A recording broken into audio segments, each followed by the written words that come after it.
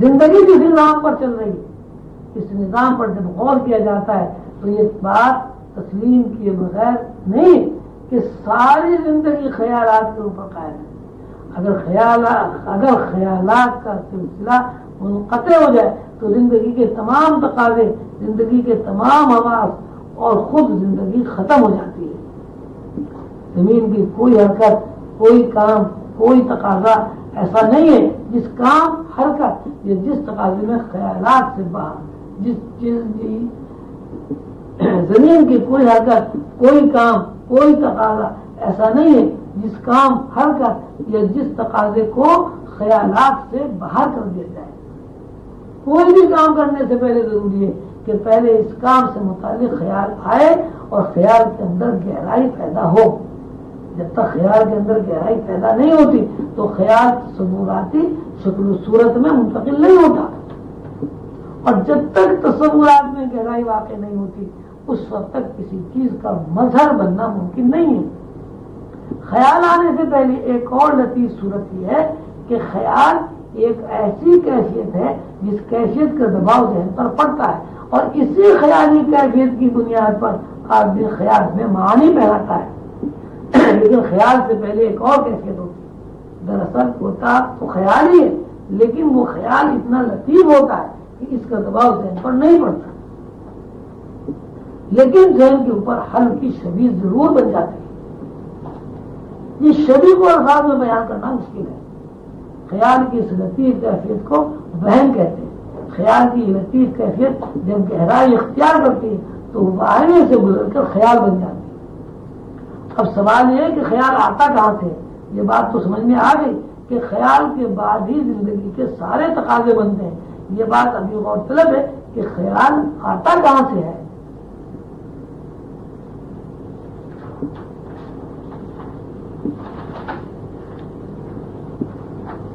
لوح محفوظ پر نقوش جب نزول کرتے ہیں، نزول کرنے کے بعد روشنی کی لہروں میں منتقل ہوتے ہیں، ایسی لہریں جنہیں لکیریں کہتے ہیں، ایسی لکیریں جو آنکھ سے نظر نہیں آتی، وہ لکیریں جب ذہن سے ٹکراتی ہیں اور وہاں سے بکھرتی ہیں تو یہ صورت ایسی کیفیت کی ہے جس کو وہم برآمد دیتے ہیں۔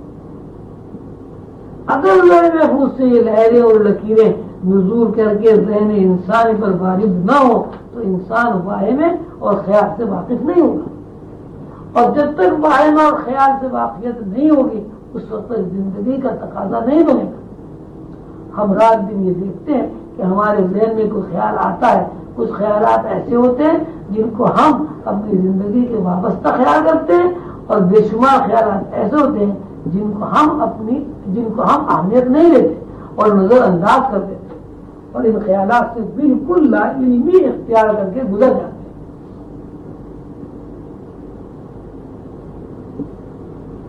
کوئی بھی خیال ذہن پر وارد ہوتا ہے اس کا مطلب یہ ہوتا ہے کہ اس خیال کا تعلق کائنات کے کسی نہ کسی شعبے سے ضرور ہے۔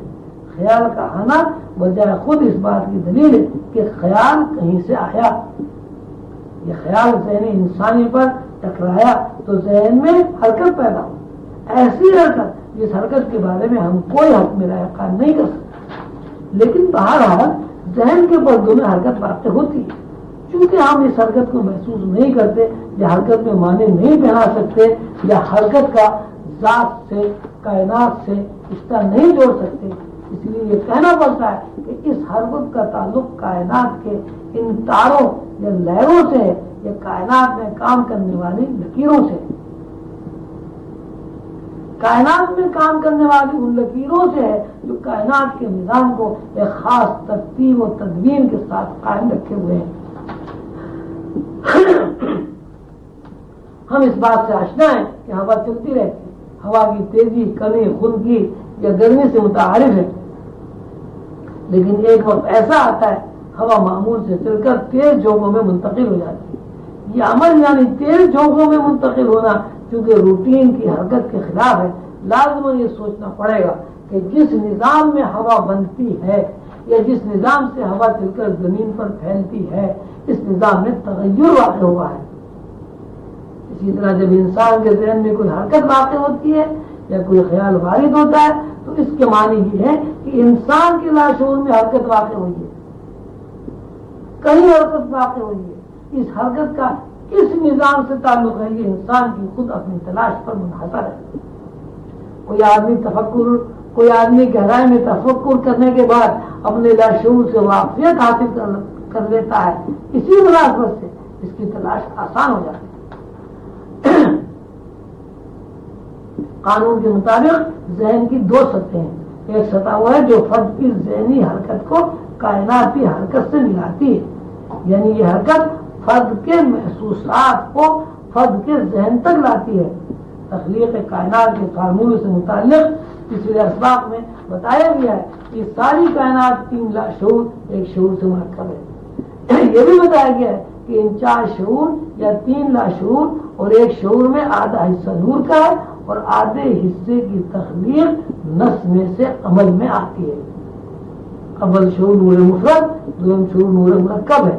یہ نور کی 2 قسمیں جن کی کافی وضاحت کی جا سکتی ہے۔ زندگی اور قانون اور زندگی جن قواعد و ضوابط پر چل رہی ہے، ان کو جاننے سمجھنے کے لیے اللہ تعالیٰ کے فرمان کے مطابق ہمیں یہ علم حاصل ہے کہ کائنات میں موجود ہر چیز 2 رخوں سے مرکب ہے۔ یہ 2 رخ دراصل 2 لہریں ہیں۔ جب یہ 2 لہریں بیک وقت کام کرتی ہیں تو ان کو نسمہ مرکب کہا جاتا ہے، اور جب مفرد لہر سے کوئی تخلیق وجود میں آتی ہے تو اسے نسمہ مفرد کہتے ہیں۔ اس طرح نسمہ مرکب کے 2 رخ ہیں، اسی طرح نسمہ مفرد کے بھی 2 رخ ہیں۔ کائنات میں جو چیزیں موجود ہے وہ 2 رخوں سے تخلیق کی گئی ہے۔ محفوظ کے قانون کے مطابق کوئی چیز مجرد ہو، مادی ہو، غیر مرئی ہو، بہرحال 2 رخوں کے اس قانون کی پابند ہے۔ کوئی چیز جو کائنات میں موجود ہے وہ 2 رخوں سے متعلق ہوتی ہے۔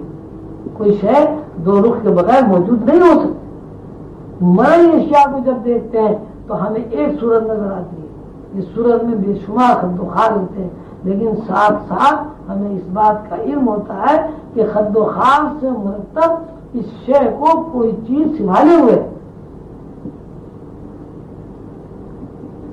ہر وجود کے 2 رخ ہیں، ایک رخ غالب ہے اور دوسرا رخ چھپا ہوا ہے۔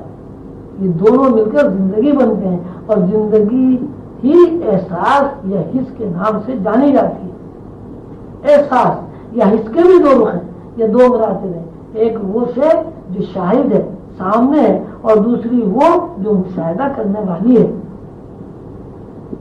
ایک رخ وہاں پایا جاتا ہے جہاں مشاہدہ کرنے والی قوت موجود ہے، یا قوت کسی چیز کو دیکھتی محسوس کرتی ہے۔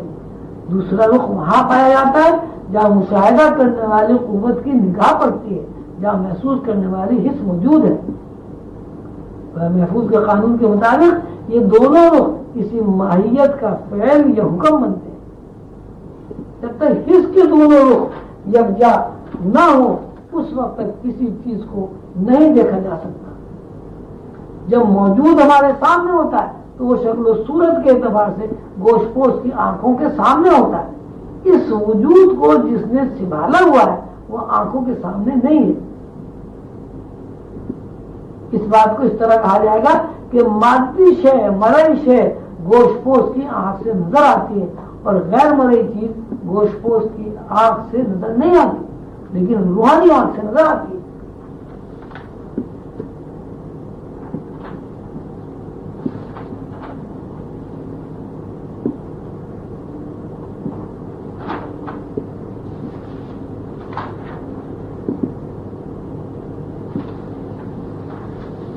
پچھلے لیکچر میں حضور قلندر بابا اولیاء نے تختہ سیاہ کی مثال بیان کی تھی۔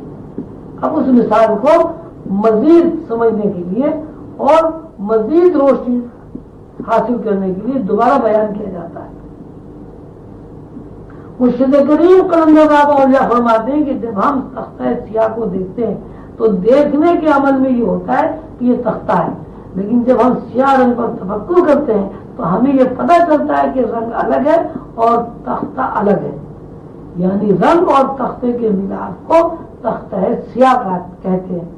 اگر کسی طرح تختے کے اوپر سیاہ رنگ الگ کر دیا جائے یا سیاہ رنگ کو تختے سے الگ کر دیا جائے تو ایسی صورت میں سیاہ رنگ بھی ہے اور تختہ بھی ہے، لیکن اسے تختہ سیاہ نہیں کہہ سکتے۔